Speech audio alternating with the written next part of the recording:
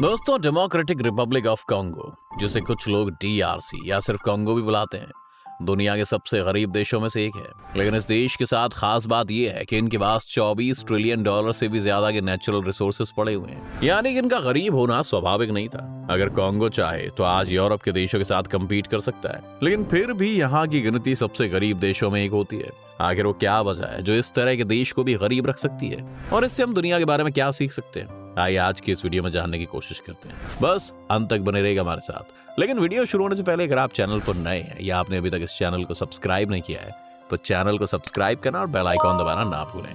जैसा कि हमने आपको बताया कि कॉन्गो के पास आज $24 ट्रिलियन के नेचुरल रिसोर्सेज हैं। ये इतना पैसा है कि अगर कॉन्गो से एक्सट्रैक्ट कर ले तो अगले 25 सालों तक बिना कुछ काम किए भी यहाँ के लोग यूरोपियन स्टैंडर्ड ऑफ लिविंग को अचीव कर सकते हैं, और ये दुनिया की टॉप इकोनॉमिक्स में से भी एक हो सकता है। लेकिन अगर हम असली नंबर्स को देखें तो आज इस 10 करोड़ की आबादी वाले देश की कुल GDP $55 बिलियन है। ये कितनी कम है इसका अंदाजा आप सिर्फ इस बात से लगा सकते हैं कि हिंडनबर्ग रिपोर्ट के आने के बाद इससे दोगुना पैसा तो गौतम अडानी ने गंवा दिया है। तो कैसे हुआ इस देश का ये हाल? ये जानने से पहले हमें ये भी पता होना चाहिए कि जिस 24 ट्रिलियन की नेचुरल वेल्थ की हम बात कर रहे हैं वो क्या है। अफ्रीका के बीचों बीच बसा ये देश आज जेमस्टोन्स, मेटल ओर्स और पेट्रोलियम तो प्रोड्यूस करता ही है, लेकिन इसके साथ साथ इनके पास कोबाल्ट और लिथियम भी बहुत ही भारी मात्रा में अवेलेबल है, जिसके ऊपर आज सारी मॉडर्न इकोनॉमीज बेस्ड है। आपको फोन्स, लैपटॉप्स और हर उस चीज जिसमें एक बैटरी की जरूरत होती है उसमें लिथियम और कोबाल्ट की जरूरत पड़ती है।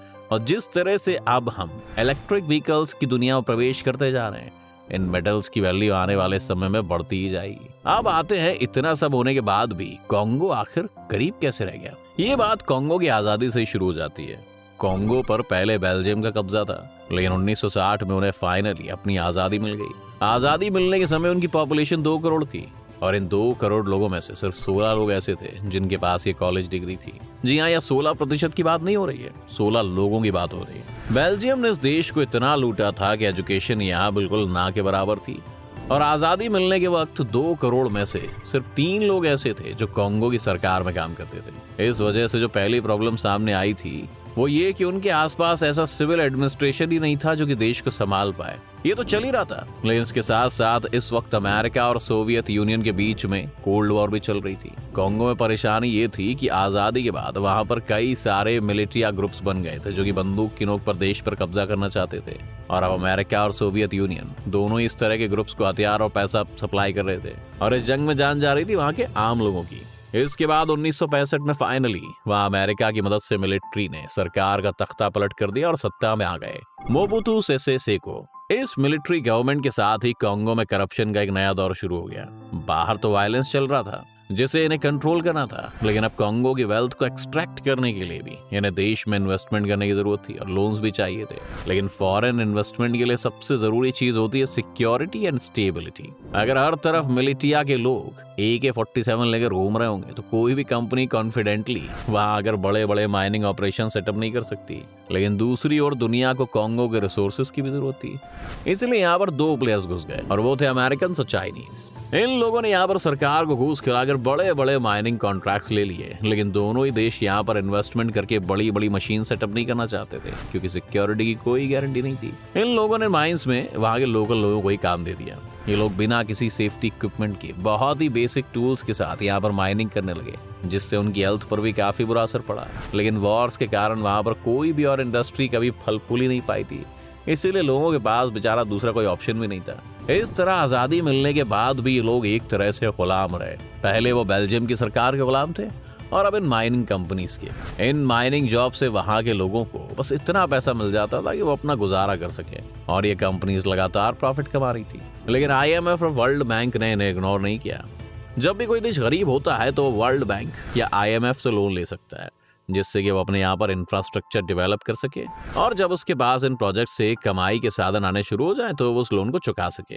भारत समेत सभी आजाद हुए देशों ने यही रास्ता अपनाया था। लेकिन कॉन्गो के साथ प्रॉब्लम ये थी कि जब भी यहाँ पर पैसा आता था वो डायरेक्टली वहाँ के पॉलिटिकल लीडर्स और सरकारी ऑफिसर्स की जेब में चला जाता था, और ग्राउंड में कुछ पहुंचता ही नहीं था। इस वजह से कई बार IMF और वर्ल्ड बैंक को इनके लोन्स माफ करने पड़े, क्योंकि उन्हें मालूम था कि उनका पैसा ये देश चुका ही नहीं पाएगा। जब कई सालों तक बार बार मदद करने के बाद भी वहां कोई चेंज नहीं आया तो सभी फाइनेंशियल इंस्टीट्यूट ने अपने हाथ पीछे खींच लिए और इसीलिए आज कॉन्गो की मदद करने वाला कोई देश नहीं बचा है। अब कॉन्गो के पास रेवेन्यू का सिर्फ एक ही सोर्स है और वो है माइनिंग।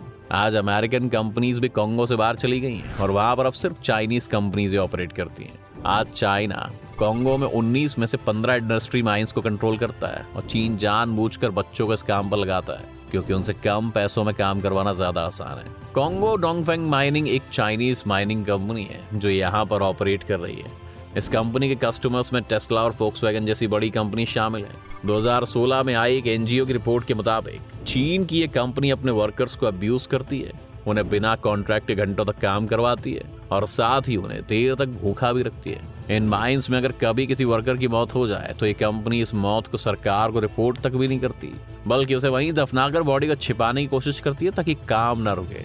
इस काम के लिए उस वर्कर के घर वालों को भी एक मामूली सी रकम दे दी जाती है और कोबाल्ट के नाम पर यह खूनी व्यापार चलता रहता है। इन माइंस में लोगों को जबरदस्ती काम करवाने के लिए कई सारे गार्ड्स हायर किए जाते हैं जो लोकल मिलिटिया से होते हैं। AK-47 लिए खड़े हुए गार्ड्स फॉरेन प्रेस को भी आने की इजाजत नहीं देते। कॉन्गो की सरकार भी इस पूरे खेल में शामिल है और स्लेवरी के बदले उनकी जेबें भी चीन की कंपनी द्वारा भरी जाती हैं। कॉन्गो में एजुकेशन का हाल आज भी बहुत अच्छा नहीं है क्योंकि सरकार के लिए यही ज्यादा फायदे का सौदा है कि वहां पर लोग अनपढ़ और गरीब ही रहें।